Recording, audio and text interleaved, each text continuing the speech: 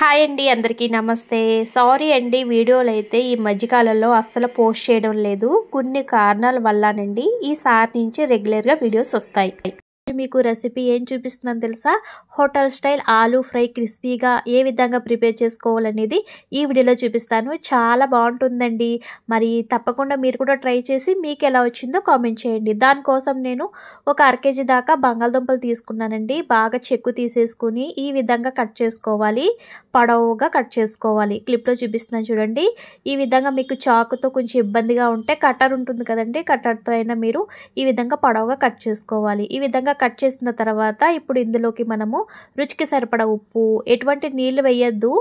So ఇప్పుడు అలాగే రుచికి సరిపడా కారం, ఉప్పు కారం రుచికి సరిపడా వేసుకోండి. అర టీ స్పూన్ గరం మసాలా వేసుకోండి. ఒక 2 స్పూన్లు శనగపిండి వేసుకోండి. కొంచెం కరివేపాకు కూడా వేయండి. ఒక అర టీ స్పూన్ దాకా అల్లం వెల్లుల్లి పేస్ట్ వేస్తున్నాను. అలాగే రెడ్ ఫుడ్ కలర్ కూడా వేస్తున్నానండి. ఇది ఆప్షనల్ మాత్రమే, మీకు ఇష్టం ఉంటే వేసుకోండి, లేకపోతే లేదు. మరి హోటల్ స్టైల్ అని చెప్పాను కదా, మరి కొంచెం రెడ్డిష్గా కనిపించాలి కాబట్టి కొంచెం వేస్తున్నాను. సో ఈ విధంగా బాగా కలుపుకొని ఒక 10 నిమిషాలు కానీ ఫ్రిడ్జ్లో పెట్టుకొని ఆ తర్వాత ఫ్రై చేసుకోవచ్చు. లేదు అంటే వెంటనే అయినా ఫ్రై చేసుకోవచ్చు. నేను ఇందులో బియ్యం పిండి వేయట్లేదండి. బియ్యం పిండి వేస్తే బాగా రాళ్ళలాగా అయిపోతాయి. ఆల్రెడీ శనగపిండిలో బియ్యం పిండి కలుపుతారనుకుంటా. నాకైతే క్రిస్పీగానే వచ్చినాయండి.